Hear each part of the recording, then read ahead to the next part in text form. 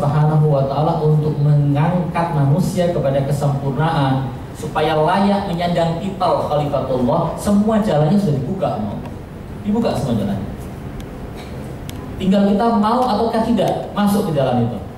Kalau kita mau, kita bisa mencapai derajat-derajat ketinggian. Kalau tidak, ya minta maaf, kita hanya berkhayal kepingin bisa pergi ke misalnya ke Jogja, berjalan-jalan ke Jogja, melihat candi-candi Prambanan atau peninggalan-peninggalan masa lalu, tapi tidak pernah mau berjalan menuju ke terminal atau ke stasiun atau ke bandara untuk naik pesawat, kereta atau bis. Mungkin kan bisa sampai ke kota Jogja? Tidak mungkin. Jalan sudah dibuka oleh Allah Subhanahu wa Ta'ala. Salah satu jalannya adalah Allah menjadikan manusia berpasang-pasangan antara laki dan perempuan sehingga membentuk keluarga. Dan keluarga adalah satu lembaga atau institusi paling kecil untuk membangun sebuah masyarakat. Masyarakat, jika dia masyarakat yang baik, maka akan tercipta jalan yang lebih mulus, lebih halus menuju kepada Allah Subhanahu wa Ta'ala. Di dalam rumah tangga juga ar-rijalu qawwamuna 'alan nisa sebenarnya adalah perintah Allah Subhanahu wa Ta'ala kepada anggota keluarga untuk menjaga keharmonisan rumah tangga. Masing-masing ditaruh di tempatnya. Jangan melebihi porsi tempatnya. Orang laki harus menghormati perempuan dan perempuan juga harus menghormati laki-laki. Di dalam rumah tangga ada sederet aturan-aturan yang harus dijaga. Anggota keluarga paling minim adalah 2 orang, suami dan istri. Lebih banyak lagi jika punya anak. Kalau anaknya 10 lebih besar keluarga itu. Apalagi kalau anaknya sudah menikah semua, punya menantu berarti menjadi 20 anak dan menantu. Masing-masing anaknya lagi punya 10. Gila, Masya Allah. Allah masih berkah. Allah masih berkah. Tapi paling sedikit adalah antara suami dengan istri. Itu satu keluarga. Masing-masing harus menghormati haknya. Salah satu hak yang harus dihormati adalah hak seorang ayah yang harus dihormati oleh anaknya. Anak harus taat kepada orang tuanya, kepada ayahnya. Orang tua atau ayah, orang tua laki ya, ayah mempunyai hak wilayah atas anaknya. Ibu tidak, minta maaf ya untuk ibu-ibu ya. Ibu tidak mendapatkan hakul wilayah. Jadi kalau ada anak perempuan mau menikah, tidak izin kepada ibunya. Izinnya kepada siapa? Ayah. Izinnya kepada ayah. Ketika seorang anak kecil, orang laki misalnya anak kecil mempunyai harta, siapa yang berhak atas hartanya? Walinya. Siapa walinya? Ayahnya, bukan ibunya. Suami mempunyai hak, ayah memiliki hak wilayah atas tanahnya. Ibu tidak, tetapi hak ketaatan dimiliki oleh ayah dan ibu secara bersamaan.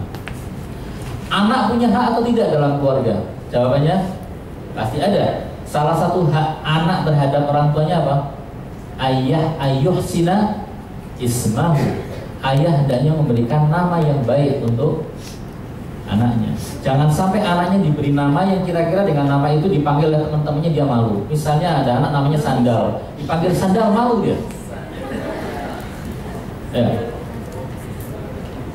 Atau orang tua memberi nama anaknya Cobek misalnya, dipanggilkan malu. Bagaimana kalau seorang ayah memberikan nama pada anaknya, misalnya nama Muhammad, anaknya dipanggil oleh temannya Muhammad, dia dengan bangga nama sama dengan nama Nabi Rasulullah Muhammad. Yang perempuan diberi nama misalnya Aminah, aku diberi nama Ibu Rasulullah, bangga dia. Ala kulli hal, ini untuk kalian yang calon bapak dan calon ibu, beri nama anak yang baik. Karena nama yang baik akan menjadikan seorang anak menjadi terhormat di hadapan masyarakat. Dan jangan lupa, nama itu juga akan dipakai di akhirat nanti. Ketika rapotnya akan diberikan kepada kita, rapot amalan kita akan dipanggil atas dengan nama kita, nama yang kita dikenal di tengah masyarakat. Bukan nama yang hanya di KTP, nama yang kita dikenal oleh masyarakat. Beri nama yang baik. Allah Subhanahu wa Ta'ala di dalam Al-Quran mengatakan wabil walidaini ihsan. Saya ingin mengajak kalian untuk berpikir dan setelah keluar dari sini, bagi mereka yang mendalami tafsir untuk membuka tafsirannya. Ayatnya semua sudah hafal atau paling tidak sering mendengar. Saya bacakan ayatnya. A'udzubillahi minasyaitonirrajim. Surat Isra ayat 23. Wa qadha rabbuka alla ta'budu illa iyyah. Allah telah menentukan. Apa ketentuan Allah? Jangan kalian sembah kecuali Dia. Ketentuan pertama dari Allah. Setelah ketentuan menyembah Allah Subhanahu wa taala, tidak boleh mensyirikkan Allah dengan apapun juga. Allah berfirman apa? Wa bil walidaini. Hafal semua kalian. Perintah yang kedua setelah tauhid adalah wa bil walidaini. Setelah menyebutkan tentang walidain, Allah menceritakan kalian tahu apa yang terjadi pada orang tua kalian. Kita diingatkan. Terkadang nanti orang tua kita sudah sedemikian tuanya dan kita akan diuji dengan ketuaan mereka. Sebagaimana mereka dulu diuji ketika kita masih kecil, masih kanak-kanak. Ketika kita lahir, kita tidak punya daya tahan, tidak mempunyai kekuatan apa-apa, tidak mempunyai kemampuan apa-apa. Anak manusia ini adalah makhluk yang paling lemah menurut saya. Paling lemah itu manusia, makhluk Allah adalah manusia. Pernah melihat gajah punya anak? Pernah lihat misalnya ikan, telur dari ikan menetas atau punya anak langsung? Pernah melihat bagaimana telur ayam menetas? Apa yang terjadi pada anak ayam?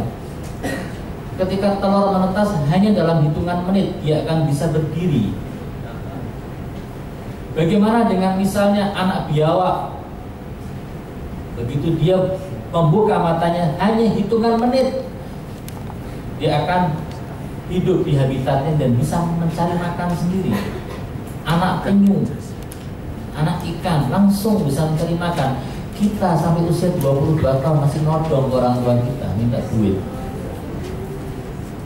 Sampai usia 12 bulan baru bisa jalan. Itu pun jatuh-jatuh.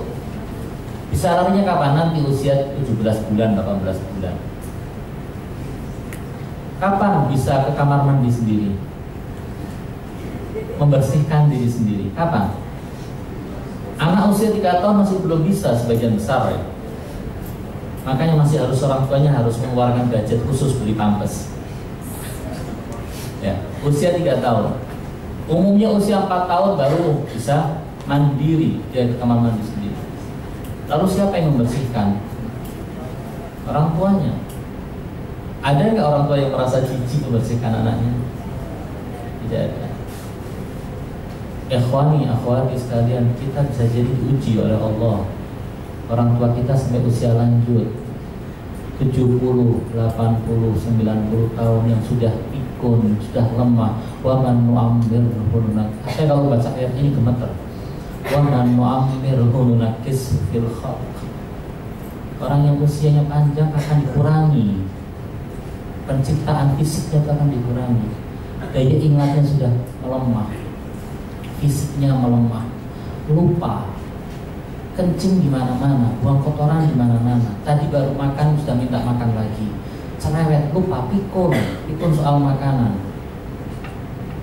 Bagaimana kita sebagai anak menghadapi mereka?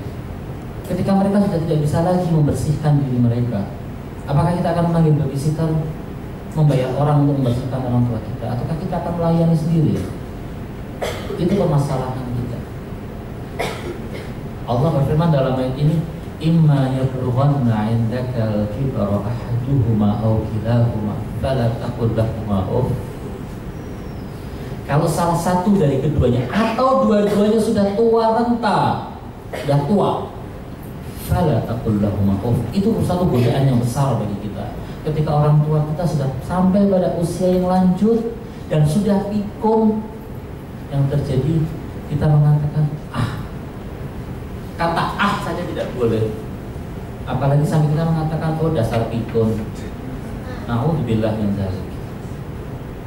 Na'udzubillah min dzalik. Ketika kita dulu, zaman saya kecil dulu nggak ada istilahnya budaya pempes, nggak ada. Bagaimana orang tua saya dulu terhadap saya? Tentunya anak kecil di usia seperti itu akan kencing di mana-mana dan buang kotoran di mana-mana. Siapa yang membersihkan? Orang tuanya. Lalu ketika na'udzubillah min dzalik, ya Allah, Ketika kita menghadapi kondisi seperti itu, orang tua kita dalam keadaan buang kotoran sembarangan, tidak bisa menahan, lalu kita akan mengatakan, oh dasar tua bangka. Apakah akan keluar kata-kata semacam itu? Itu lebih dari off saja dilarang oleh Allah. Bagaimana dengan kata-kata semacam itu yang menyakitkan? Apakah kita akan berdoa tiap malam, ya Allah cepatkan kematian orang tua kita? Nauzubillah. Saya akan bercerita sedikit tentang bagaimana. Sebelum saya bercerita, saya ingin mengajak pada ikhwan dan akhwat sekalian untuk merenungkan ayat-ayat ini. Saya akan bacakan beberapa ayat. Yang pertama saya sempurnakan dulu surat Al-Isra ayat 23. Wa qadha rabbuka alla ta'budu illa iyyah wa bil walidayni ihsana. Imma yablughanna 'indaka al-kibara ahaduhuma aw kilahuma fala taqul lahumā uff wa la tanharhumā na'udzubillah.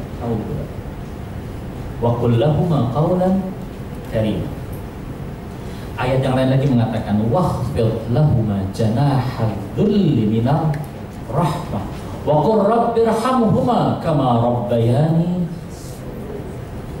Ya Allah, rahmati mereka, sayangi mereka sebagaimana mereka menyayangi kita dulu waktu masih kecil.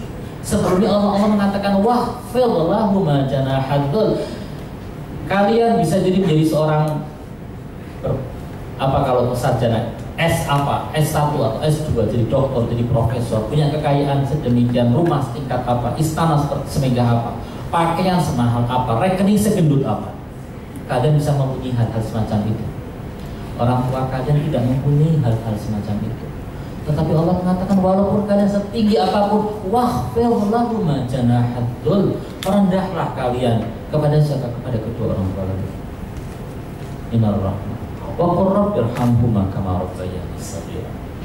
Ayat yang lain lagi Allah Subhanahu wa taala berfirman di surat Al-Ahqaf ayat 15. Wa wassaynal insāna biwalidayhi ihsāna.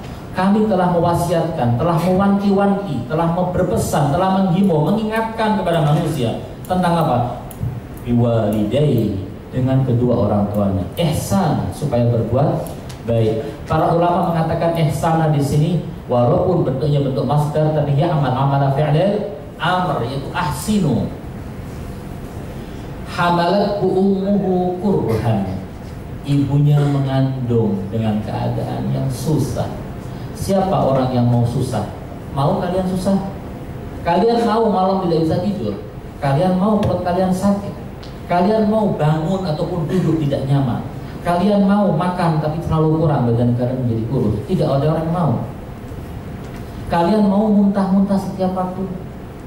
Tidak ada orang yang mau. Tapi itu yang terjadi pada diri seorang ibu ketika dia dalam keadaan mengandung anaknya. Hamalathu ummuhu kurhan wa wada'athu kurhan. Ya Allah, 9 bulan perempuan mengandung anaknya. 9 bulan susah. Bulan-bulan terakhir adalah bulan-bulan yang sangat menyiksa, sebagaimana bulan-bulan awal menyiksa dengan perut yang mual terus. Bulan-bulan terakhir, bulan 8 dan 9, orang perempuan yang hamil duduk saja susah, jalan susah, tidur susah. Dia tidak bisa tidur. Perempuan yang hamil setelah dia melahirkan, dia akan tidur tengkurap. Kenapa? Kangen rasanya tidur tengkurap. Sekian bulan tidak bisa tidur tengkurap. Susah.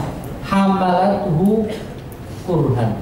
Apakah kemudian ketika sudah masanya untuk melahirkan senang? Tidak. Wa wada'athu kurhan. Siapa orang yang mau sakit terus demikian dahsyatnya? Dan bahkan tidak sedikit perempuan yang meninggal dalam keadaan melahirkan anaknya. Wa wada'athu kurhan. Lalu Allah mengatakan wa hamluhu wa fisaluhu 30 syahra. Dari masa mengandung sampai masa terakhir menyusui minimalnya 30 bulan. 30 bulan disiksa oleh janin sampai menjadi bayi, disusui sampai 2 tahun. Bukan suatu hal yang kecil, berat. Siapa yang menanggung itu? Ibu kita. Bagaimana kita dengan ibu kita? Yang ingin saya jadikan PR untuk antum sekalian adalah mengapa Allah Subhanahu wa ta'ala di ayat ini menjelaskan tentang ibu, padahal perintahnya biwalidayhi ihsana, dua orang tua. Tapi yang diceritakan tentang kesusahan ibu, kesusahan bapak tidak. Apakah bapak tidak susah? Susah juga, susah juga. Kalian bisa melihatlah ceritanya bagaimana bapak susahnya ya. Saya nggak mau cerita karena saya nanti dibikinnya gara-gara saya iri terhadap ibu saya bicara karena saya seorang bapak. Bukan itu, saya nggak iri sama sekali. Oke, saya akan berbicara tentang ibu. Ada dua kisah yang akan saya ceritakan. Bagaimana kedudukan seorang ibu di dalam Islam, bagaimana Islam memandang ibu. Pertama adalah kisah tentang Uwais Al-Qarani, seorang sahabat Nabi Sallallahu Alaihi Wasallam. Di dalam kitab Al-Isabah atau dalam Usdul Ghabah, dua-duanya menyebutkan salah satu seorang sahabat Nabi adalah Uwais Al-Qarani. Kita sebelum masuk pada pembahasan ini, saya katakan Usdul Ghabah ataupun Al-Isabah adalah kitab yang ditulis untuk menceritakan biografi orang yang disebut dengan sahabat Nabi. Sebelum di pembukaan kitab ini diceritakan siapa yang layak disebut sebagai sahabat Nabi. Memang ada beberapa pendapat tentang definisi sahabat. Cuman yang menjadi pandangan secara umum penulis Usdul Ghabah maupun Al-Isabah adalah sahabat Nabi adalah setiap orang yang beriman kepada Nabi dan hidup di zaman Nabi. Sebagian menambahkan dan melihat Nabi. Dan melihat Nabi. Sebagian mengatakan yang tidak melihat Nabi tidak bisa dimasukkan menjadi sahabat. Di antaranya Uwais Al-Qarani juga sebagian tidak memasukkan dia sebagai sahabat karena tidak pernah bertemu dengan Nabi walaupun hidup pada zaman Nabi hidup.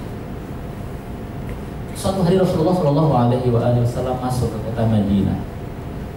Sekembalinya dari keluar kota, entah dalam sebuah syariah atau ada keperluan lain.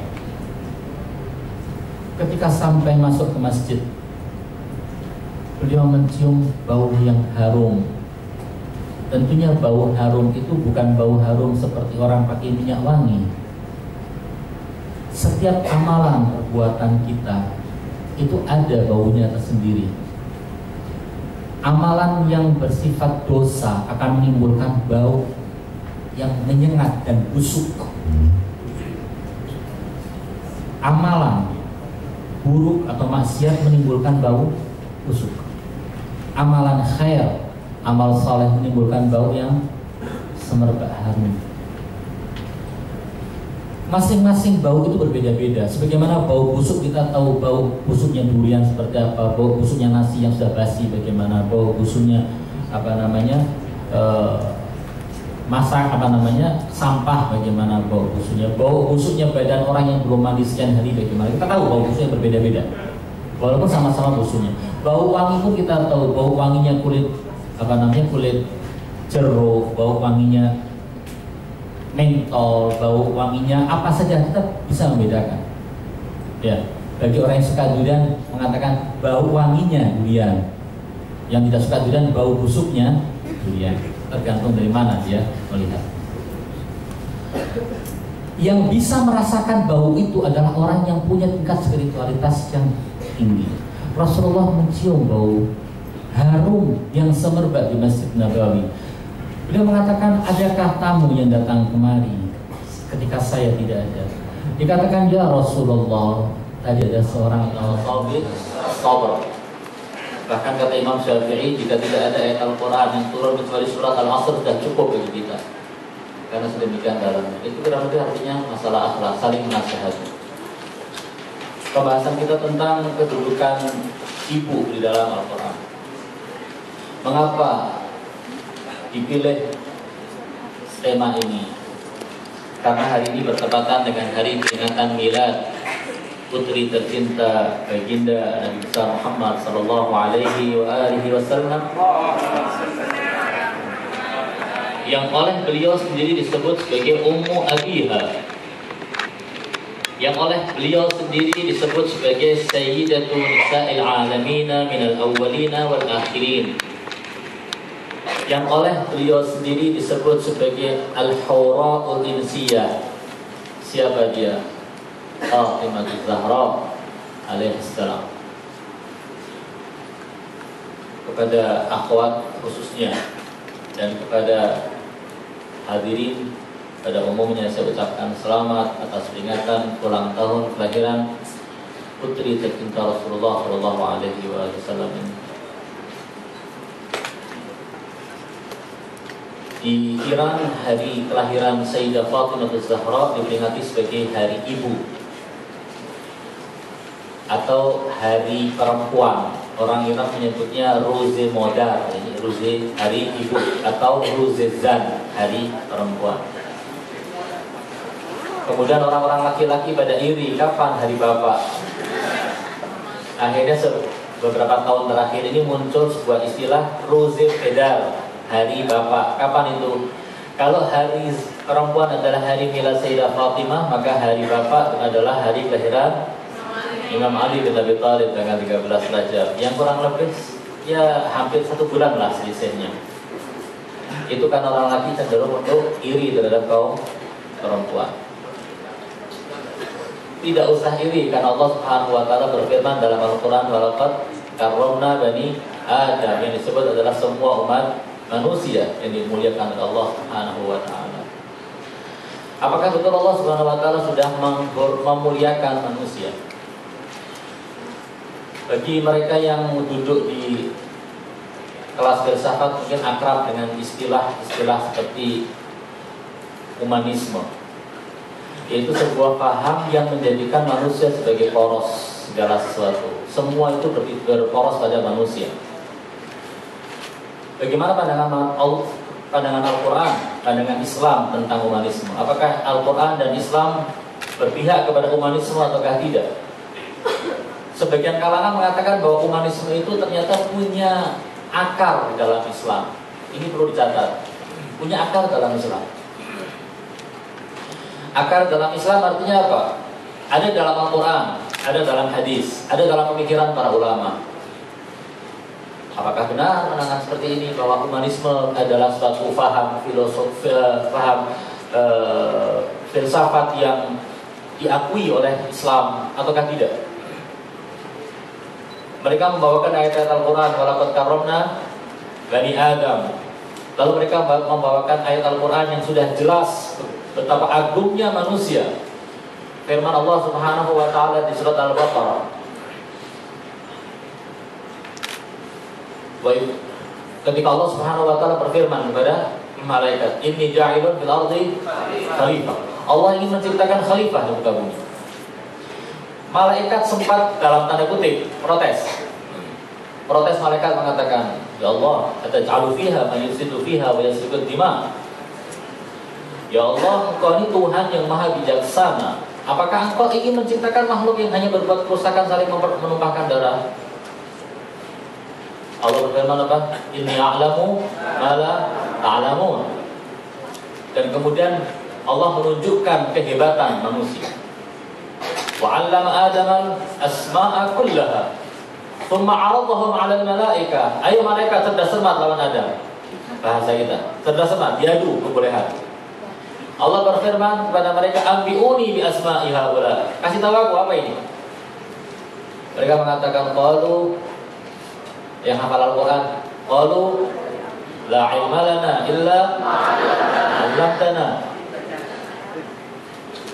Tapi ketika Allah kemudian berfirman kepada Adam, giliran regu A gagal menjawab regu B, Adam silakan jawab. Kata Adam, kata Allah Subhanahu wa taala, "Ambi'hum bi asma'ihim." Falamma amba'ahum bi asma'ihim, Allah langsung mengatakan, "Alam aqul lakum inni a'lamu ghaibas samawati wal ardh wa a'lamu ma tubduna wa ma kuntum taktumun." Aku sudah bilang pada kalian, aku maha mengetahui. Jangan protes. Walaupun ulama mengatakan malaikat tidak protes, karena malaikat tidak mungkin akan la ya'suna ma amarallah wa yaf'aluna ma yu'marun. Itu malaikat. Walaupun kemudian pendapat ini disanggah ya, ada sanggahannya. Apa di antaranya? Malaikat Harut wa Marut, ada kisahnya. Itu pun pendapatnya disanggah lagi, kembali pada pendapat pertama, yaitu malaikat tidak akan bermaksiat. Ala kelihatan pendapat bahasa kita bukan tentang malaikat, tentang manusia. Bahwa manusia ini adalah makhluk yang paling mulia, sangat mulia. Buktinya malaikat yang mengatakan, "Ya Allah, kalau Engkau ingin disembah, ingin disucikan, ingin disubuh kudus oleh makhlukmu, cukup kami. Wa nahnu nusabbihu bihamdik wa nuqaddisu la." Nggak perlu ada makhluk lain. Perlu disembah kami, perlu ditakdis kami, nggak perlu manusia. Tapi Allah punya pendapat lain. Inni ja'ilun fil ardi khalifah. Bagi yang jurusannya adalah Al-Quran, silahkan menelusuri pertanyaan, apakah betul manusia khalifatullah ataukah tidak. Ini bisa dijadikan sebuah kajian. Karena sementara ini kita kalau dengar ustaz-ustaz, kiai-kiai, guru-guru di mimbar-mimbar, tulisan-tulisan, buku-buku, buku singkat, buku pendek, buku tebel, panjang, itu mereka menulis bahwa manusia adalah khalifatullah. Apakah betul khalifatullah? Itu bisa menjadi satu kajian yang menurut saya adalah kajian yang sangat berbobot jika akan dibuktikan. Kembali pada bahasan kita. Allah Subhanahu wa taala juga berfirman tentang manusia. Ketika iblis mengatakan, "Ya Allah, ana khairun minku, khalaqtani min narin wa khalaqtahu min tin." Tapi Allah mengatakan enggak, ini bukan suatu ukuran diciptakan dari mana kemudian dia lebih unggul. Enggak. Ala kulli hal, manusia lebih unggul dari semua makhluk. Bahkan kita umat manusia saat ini, kita umat Islam yang mengaku Islam, masih punya pandangan bahwasanya semua yang ada di alam dunia ini diciptakan untuk manusia. Betul? Di surat Ibrahim misalnya, di surat-surat yang lain disebutkan wasakhkhara lakumus syamsa wal qamar. Matahari dan bulan ditundukkan untuk melayani manusia. Wasakhkhara lakumul anhar. Sungai-sungai diciptakan untuk siapa? Lakum, untuk kalian manusia. An'am diciptakan untuk siapa? Untuk kalian. Untuk kalian makan, untuk kalian sembelih, kalian nikmati dagingnya. Kayak sapi bisa dagingnya maupun susunya bisa dipakai. Kuda bisa ditunggangi. Zina kata Allah Subhanahu wa taala. Ditarkabuha zina.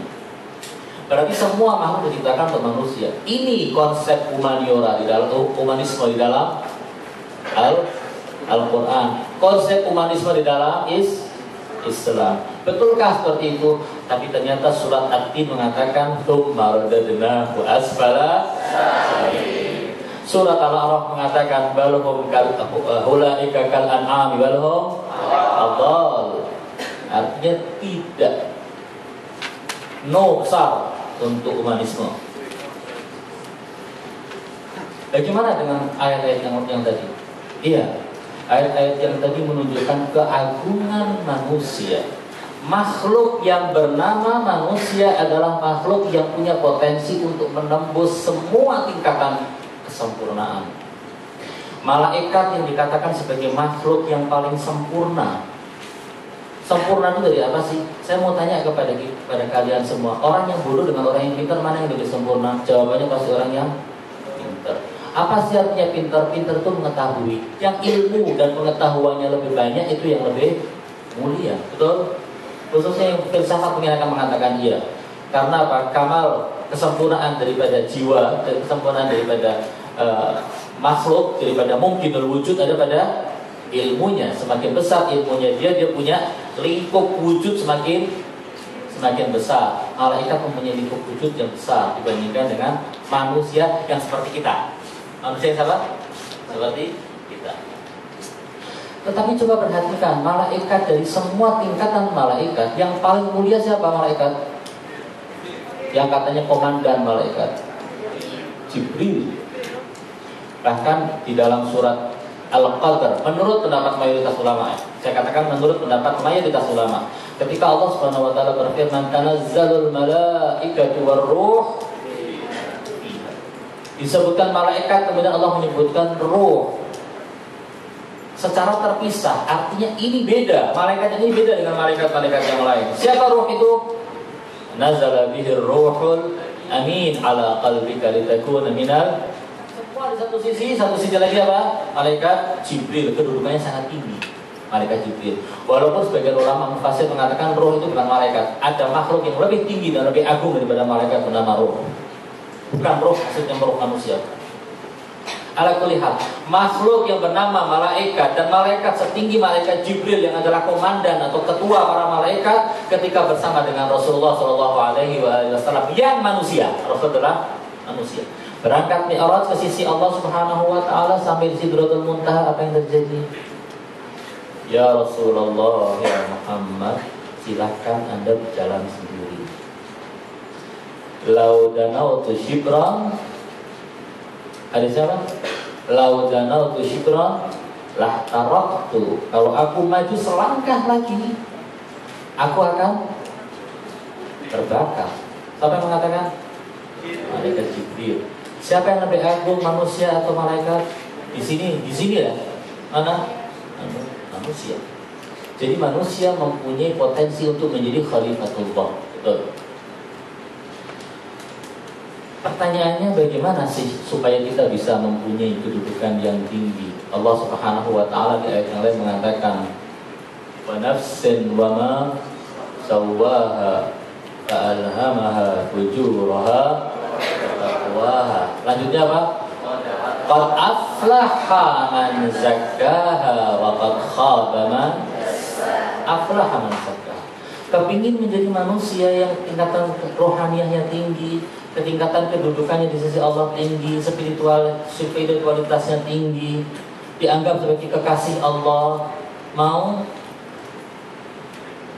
Allah berfirman, qad aflaha man zakkaha.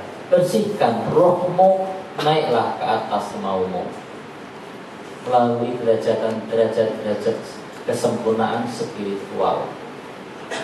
Adakah orang yang sudah mencapai derajat itu? Banyak. Siapa paling tidaknya? Mereka adalah para nabi, al-anbiya, wal mursalun, was-salihun, al-awliya. Dan salah satu yang mencapai derajat yang tertinggi adalah Maulana wa Sayyiduna wa Qurratu A'yunina Abul Qasim al-Mustafa Muhammad.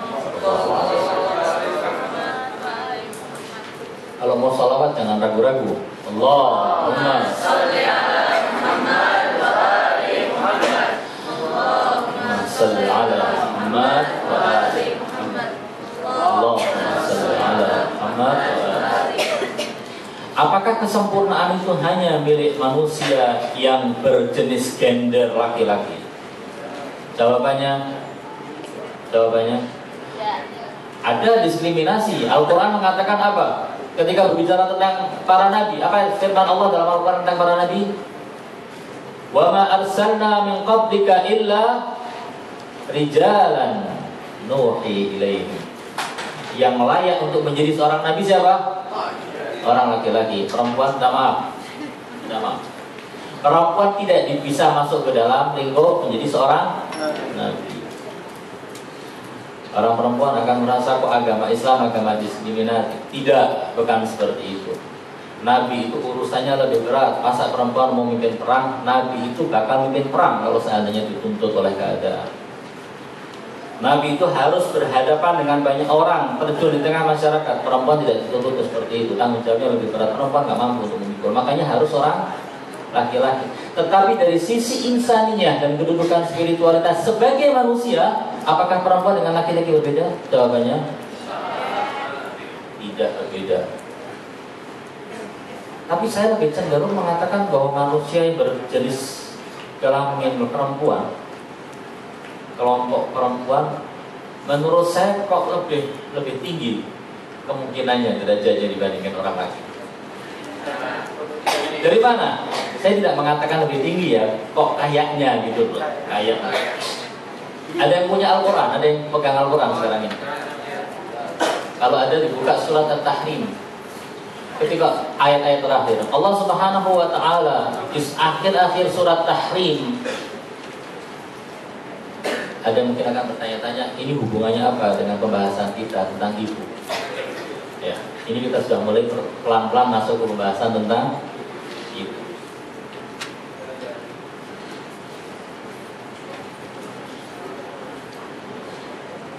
Di akhir-akhir surat Tahrim, Allah Subhanahu wa taala memisalkan antara kelompok kufar dengan kelompok mukminin.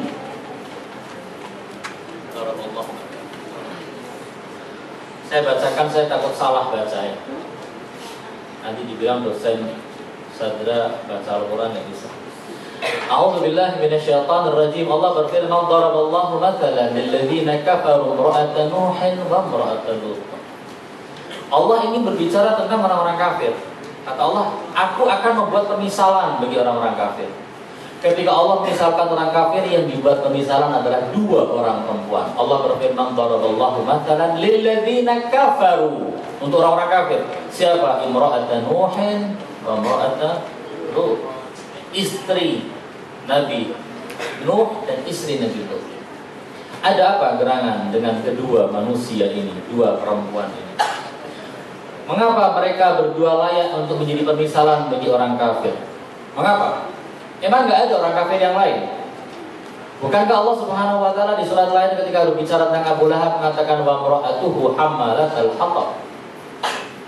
Bukankah Allah Subhanahu wa taala ketika berbicara tentang hal-hal yang lain juga bisa menunjukkan contoh perempuan yang misalnya saya tidak akan masuk ke dalam perdebatan apakah Zulaikha itu akhirnya menikah dengan Nabi Yusuf ataukah tidak jadi nikah dengan Nabi Yusuf.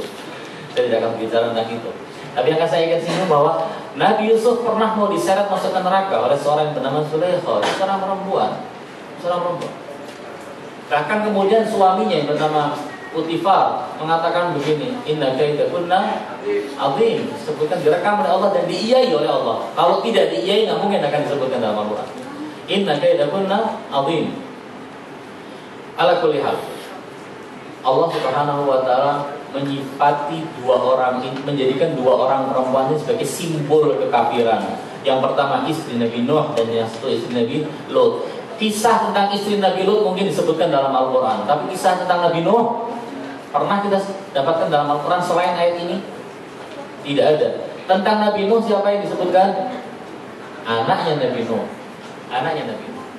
Mengapa Allah di ayat ini memisalkan orang kafir dengan dua orang perempuan? Kok bukan yang satu misalnya istrinya Nabi Lut? Betul, sudah disebutkan kisahnya dalam surat-surat yang lain. Yang satu lagi misalnya anaknya Nabi Nuh. Tapi kenapa justru istrinya Nabi Nuh? Allah berfirman, kanata tahta abdain min ibadina salihan. Kedua wanita ini adalah istri dari dua orang hamba kami yang saleh. Tetapi kesalehan hamba-hamba kami itu, dua hamba kami itu tidak membantu apapun juga bagi kedua orang ini. Walaupun mereka hidup serumah dengan seorang hamba Allah yang saleh, yang katanya Allah ketika menyebut Nabi Nuh, ni'mal 'abd, sebaik-baik hamba, kata Allah menyebut Nabi Nuh, ni'mal 'abd. Allah Subhanahu wa taala menyebutkan bahwasanya kedudukan Nabi Nuh yang sangat tinggi di sisi Allah tidak bisa membantu istrinya. Kedudukan Nabi Lut yang sangat tinggi di sisi Allah sebagai seorang nabi dan rasul tidak bisa membantu istrinya. Kanata tahta abdaini min ibadina salihain fakhanatahuma, keduanya berkhianat kepada suami-suami mereka. Berkhianat itu bukan berarti selingkuh ya. Berkhianat dalam arti mengkhianati misi yang diemban oleh kedua manusia suci. Falam yughni anhuma min Allah syai'an wa qila dukhulan nar ma dakhil. Silakan masuk neraka wahai istri Nuh dan istri Lut. Yang kedua, ketika Allah Subhanahu wa taala melanjutkan surat ini dan hendak memberikan permisalan bagi orang-orang mukmin, apa firman Allah? Wa daraballahu mathalan lil ladzina amanu imra'ata fir'aun. Untuk memisalkan orang-orang kafir, untuk memisalkan orang-orang mukmin, Allah memberikan nama. Siapa dia? Asia, istri Fir'aun. Asia mengatakan begini, idz qalat rabbi ibni li 'indaka baitan fil jannah wa najjini min fir'aun wa 'amalihi wa najjini minal qawmi zalimin. Ya Allah, bangunkan untuk aku rumah di surga. Kisahnya ketika itu istrinya Fir'aun bernama Asia ketahuan kalau dia beriman kepada Nabi Musa. Ketika akan dahsyat yang terjadi saat itu, dia dihadapkan pada gergaji yang siap untuk menggergaji tubuhnya. Orang kalau melihat gergaji yang akan menggergaji tubuhnya, yang terjadi dia akan langsung, istilahnya pernah terjadi pada sahabat Nabi yang bernama Ammar bin Yasir radhiyallahu taala alaihi. Ammar bin Yasir melihat ayah dan ibunya disiksa oleh Abu Jahal, Umayyah bin Khalaf dan yang lain-lain. Ketika orang-orang kafir itu memaksa kaum mukminin untuk mengingkari Rasulullah, untuk menyebut Hubal, Ammar mengatakan Hubal, menyebut Hubal dengan baik. Seakan-akan dia taubat dari kemusliman dia menuju kepada kekafiran. Taubat dalam arti yang sebaliknya. Kemudian dia datang kepada Rasulullah. Hadis menyebutkan wa ainahu tadrifani dumur, dengan mata yang mengucurkan air mata, dengan air mata yang berlinang basahi pipinya hingga janggutnya. Lalu mengatakan, ya Rasulullah, zakartu alihatahum bi khair, aku menyebut Tuhan mereka dengan baik. Ya Rasulullah, ayahku, ibuku syahid, sementara aku harus kafir. Ya Rasulullah, apakah aku diterima tobatku? Apakah aku salah ya Rasulullah? Kata Rasulullah sambil senyum. Dan Rasulullah di hadis itu disebutkan indahnya perilaku Rasulullah, perlakuan Rasulullah terhadap sahabatnya. Ketika melihat Ammar bin Yasir mengucurkan air mata dan mengatakan, ya Rasulullah, aku telah menyebut Hubal dengan baik, Rasulullah dengan tangannya yang suci menghapus air mata dari pipi Ammar bin Yasir. Lalu mengatakan, lau aadu fa'ad. Kalau seandainya mereka memaksamu untuk mengucapkan hal yang sama, lakukan walaupun sampai 1000 kali, asalkan hatimu tetap bersama kami. Illa man ukriha wa qalbuhu mutmainnun bil iman. Inilah istilahnya kemudian taqiyah, istilah taqiyah, istilah taqiyah. Yang katanya orang-orang Syiah agamanya agama taqiyah katanya. Ala qauli. Istri Fir'aun ketika melihat gergaji di hadapannya, dia bisa taqiyah, tapi dia tidak melakukan. Karena apa? Taqiyahnya seorang istri Fir'aun akan berakibat buruk kepada umat mukminin yang beriman kepada Nabi Musa. Dia memilih untuk mengucapkan tetap berpegangan pada ketuhanan Musa, ketuhanan Allah dan kenabian Musa alaihissalam. Disitulah dia melihat Allah membukakan tabir alam gaib di depan mata dia. Dia melihat kenikmatan dunia, kenikmatan surga. Dia semakin sangat indah istana-istana di surga. Makanya ayat ini perhatikan ya, bagi mereka yang prodi Al-Quran dan tafsir ya, tolong perhatikan makna daripada ayat ini. Mengapa istri Fir'aun tidak meminta kenikmatan lain, tapi dia meminta Rabbibni li indaka baitan fil jannah. Ya Allah, bangunkan aku rumah surga. Mengapa ini minta rumah bukan yang lain? Kalau orang-orang seperti kita yang biasa pakai baju kumal, mungkin mintanya pakaian yang indah di surga, karena kita melihat orang-orang yang di surga pakai pakaian. Mengapa istighfar mengatakan Rabbibni li indaka baitan? Selamatkan aku dari Fir'aun dan selamatkan aku dari orang-orang yang zalim. Allah menyelamatkan istri Fir'aun, tapi bukan dengan membebaskan dia, dengan kematiannya Allah menyelamatkan. Supaya apa? Bukan selamat jiwanya, bukan selamat badannya, tapi selamat apanya? Akidahnya, keselamatan oleh Allah. Dan istri Fir'aun mati dalam keadaan syahidah. Lalu Allah menyebutkan satu perempuan lagi, wa Maryam ibnata Imran allati ahsanat farjaha fanafakhna fihi min ruhina wa saddaqat bi kalimati rabbiha wa kutubihi wa kanat minal qanitin. Perempuan yang kedua sebagai pemisalan orang-orang yang mukmin adalah Maryam, ibunda daripada Nabi Yuna Isa ala nabiyyina wa alihi wa alaihi salam. Sallallahu. Lihat betapa indahnya Allah memisalkan orang-orang mukmin dengan dua orang perempuan, satu istri Fir'aun dan yang satu adalah ibunda Nabi Isa, menderita sakit yang parah dan sudah mendekati ajalnya. Orang yang mendekati ajalnya ketika dia sudah sakit parah akan kelihatan wajahnya semakin pucat, dia tidak lagi bisa berbicara dengan baik. Istilahnya dia dalam keadaan ihtilar dalam bahasa Arab, atau dalam istilah lain dalam keadaan naza', sakaratul maut. Ketika dalam keadaan seperti itu, istri Alqamah yang setia mengirim berita kepada Rasulullah untuk memberitahu Rasulullah, ya Rasulullah, sahabatmu Alqamah saat ini keadaannya semakin parah.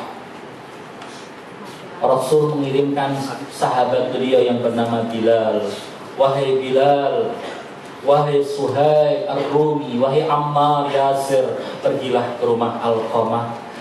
Talqini, tuntun Alqamah. Ini diperintahkan dalam Islam. Sunni Syiah mau meyakini orang yang mau mati dituntun untuk mengucapkan 2 kalimat syahadat. Kata Rasulullah kepada ketiga sahabatnya ini, tuntun Alqamah untuk mengucapkan syahadatain supaya dia berhak untuk masuk ke dalam surga. Suhaib, Ammar dan Bilal pergi ke rumah Alqamah dan menuntun Alqamah untuk mengucapkan la ilaha illallah. Tapi apa daya, bibir Alqamah tidak bisa mengatakan la ilaha illallah. Apakah Alqamah orang kafir? Mungkinkah untuk orang kafir yang mau mati Rasulullah mengirimkan sahabat-sahabatnya yang sangat dicintai untuk menuntun dia bersyahadat? Apakah Alqamah seorang yang munafik? Tidak. Alqamah adalah seorang yang ahli ibadah. Dia sering kali berpuasa di siang hari, dan kalau malam tidak pernah ditinggalkan kecuali dengan sujud dan tahajud. Ketika mendapati keadaan semacam ini, Bilal segera berlari menuju Rasulullah dan mengatakan, ya Rasulullah, keadaannya sangat parah. Kami berusaha sebisa mungkin untuk mentalkini dan menuntun Alqamah mengucapkan la ilaha illallah, tapi dia tidak bisa. Seakan-akan lidahnya ada yang membelenggu, ada yang menguji. Rasul bertanya kepada sahabat-sahabatnya, wahai sahabat-sahabatku, kalian kenal Alqamah? Kenal ya Rasulullah. Adakah ayah atau ibunya yang masih hidup? Ya Rasulullah, Alqamah punya seorang ibu yang tua. Dia masih hidup. Kata Rasulullah, pergilah kalian ke rumah ibu Alqamah dan sampaikan kepadanya, kalau dia bisa datang menemui aku silahkan, kalau tidak siap-siaplah aku yang akan ke sana menemui ibu Alqamah. Mereka datang ke ibu Alqamah mengatakan, ya Umma Alqamah, Rasulullah kirim salam kepadamu.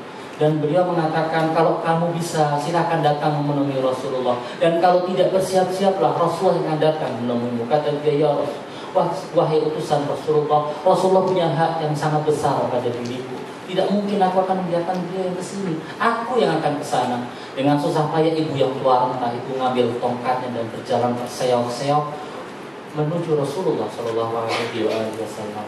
Sampai di hadapan Rasulullah, Rasulullah bertanya kepada dia, wahai ibu Alqamah, Assalamualaikum. Kata dia, Waalaikumsalam ya Rasulullah. Rasulullah mulai pembicaraan dengan mengatakan begini, ya Umma Alqamah, bicaralah jujur kepadaku, karena sumpah demi Allah, jika engkau tidak jujur, Allah akan memberitahu aku yang sesungguhnya. Kata ibu Alqamah, ya Rasulullah, mungkinkah seseorang akan berbicara bohong padamu sedangkan dia meyakini kebenaran risalah yang engkau bawa? Ya Rasulullah, tanyalah, aku pasti akan menjawab dengan jujur semua pertanyaan yang kau sampaikan. Kata Rasulullah, ya Umma Alqamah, kaifa halu waladika Alqamah. Wahai ibu Alqamah, bagaimana si anakmu Alqamah? Menurutmu Alqamah ini anak yang seperti apa? Qala, ya Rasulullah, kathirus salah, kathirus siyam, kathirus sadaqah. Orang yang banyak sholat, banyak puasa, banyak sedekah. Ya Rasulullah, ini anak-anak khair, anak khair. Qala Rasulullah Shallallahu Alaihi Wasallam, fama haluki. Bagaimana denganmu wahai ibu Alqamah? Kata dia, qalat ya Rasulullah, ana alaihi sakhir. Aku sedang marah kepada dia. Kata Rasulullah, kenapa engkau marah kepada dia? Apakah dia kurang ajar kepadamu, wahai Ummu Alqamah? Orang mukmin tidak mungkin akan kurang ajar kepada ibunya. Kata dia, ya Rasulullah, kana yu'athiru zawjatahu alayya wa ya'sini. Dia lebih cinta kepada istrinya, dan kalau ada pilihan antara taat kepadaku atau menuruti kemauan istri, dia akan memilih istrinya, dan dia lebih memilih untuk tidak menuruti permintaanku. Wa ya'sini. Kata Rasulullah, inilah kunci mengapa Alqamah lidahnya seakan-akan terbelenggu tidak bisa mengucapkan syahadat. Ini masalahnya. Wahai ibu Alqamah, anakmu dalam keadaan nazar, sebentar lagi dia akan mati, tapi dia tidak bisa mengucapkan 2 kalimat syahadat karena engkau telah membelenggu lisannya dari mengucapkan syahadat. Itu karena engkau marah kepada dia. Ya Alqamah, relakan anakmu Alqamah biar dia bisa mengucapkan kalimat syahadat dan mati masuk ke dalam surga. Kata dia, ya Rasulullah, aku sakit hati, sakit betul hatiku. Kau tidak memaafkan? Tidak ya Rasulullah. Ya Bilal, kata Rasulullah, kumpulkan kayu bakar. Dikumpulkan kayu bakar di depan Rasulullah. Kata ibu Alqamah, ya Rasulullah, mau diapakan? Ini apa? Kayu bakar untuk apa ini? Ya Alqamah, api neraka lebih panas dari api dunia. Aku akan bakar Alqamah di dunia supaya dia merasakan siksaan di dunia. Jangan sampai dia disiksa di akhirat nanti. Ya Rasulullah, Alqamah waladi. Alqamah adalah anakku ya Rasulullah. La yatahammal qalbi, hatiku tidak akan bisa menerima, tidak kuat untuk menyaksikan anakku dibakar di hadapanku di dunia ini. Wahai Alqamah, kalau kau tidak kuat untuk menyaksikan anakmu dibakar di dunia, bagaimana kau akan tega anakmu disiksa di akhirat nanti dibakar oleh api Allah? Apa kata ibunda dari Alqamah? Dia mengatakan, ya Rasulullah, waladi la yahtamilu qalbi an tuhriqahu bin nar baina yaday. Kata Rasulullah, ya Alqamah, adzabullah ajad. Siksa Allah lebih pedih daripada ini. Kalau engkau mau Alqamah dimaafi oleh Allah Subhanahu wa taala, tidak disiksa di api neraka, maafkan dia sekarang juga. Kata Rasul, "Fawalladzi nafsi biyadihi," demi dia yang jiwaku ada di tangannya, demi Allah, la yantafi'u Alqamata salatuhu wala siyamuhu wala sadaqatuhu ma dumti alaihi saqita. Wallahi, selagi engkau marah kepada dia, salat, puasa dan sedekah tidak akan bermanfaat apapun buat Alqamah. Dahsyatnya marahnya seorang ibu kepada anak. Seorang bisa seperti itu. Ahli ibadah silakan, ahli sedekah silakan, ahli puasa silakan. Tapi kalau masih menyakiti hati ibu, minta maaf, akan tersiksa di akhirat nanti. Dan sholat, sedekah dan puasa tidak akan berfaedah. Kata ibu Alqamah, ya Rasulullah, inni ushhidullah ta'ala. Ya Rasulullah, aku menjadikan Allah sebagai saksi, wa malaikatahu, dan seluruh malaikat-malaikatnya, wa man hadarani minal muslimin, dan semua yang hadir di sini, anni qad raditu an waladi Alqamah. Sekarang ya Rasulullah, aku ridha, aku maafkan Alqamah supaya dia bisa mengucapkan syahadat. Kata Rasulullah, ya Rasul, ya Bilal, wahai Bilal, intaliq ila Alqamah, pergilah ke Alqamah, lihat apakah dia bisa mengucapkan syahadat ataukah tidak. Karena kalau dia bisa mengucapkan syahadat, berarti ibu Alqamah ngomongnya jujur, dia sudah maafi Alqamah. Jika tidak, maka dia tidak bisa akan mengucapkan syahadat. Mungkin saja ibu Alqamah malu padaku untuk menolak permintaanku.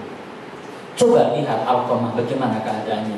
Bilal pergi ke Alqamah dan melihat Alqamah mengucapkan asyhadu an la ilaha illallah wa asyhadu anna Muhammadar Rasulullah. Alqamah meninggal di hari itu. Wa radhiyallahu ta'ala anhu. Kisah tentang Alqamah, kisah seorang yang mukmin, ahli sedekah, ahli salat, ahli puasa, yang kesulitan untuk mengucapkan kalimat la ilaha illallah di akhir umurnya karena membuat ibundanya sakit hati. Kita mohon kepada Allah Subhanahu wa taala untuk dijadikan oleh Allah sebagai anak-anak yang selalu birrul walidain kepada orang tua kita. Semoga dengan birrul walidain ini kita memiliki derajat di sisi Allah, derajat spiritualitas kita semakin tinggi. Aqulu qouli hadza wa astaghfirullahal azim li wa lakum. Wassalamualaikum warahmatullahi wabarakatuh.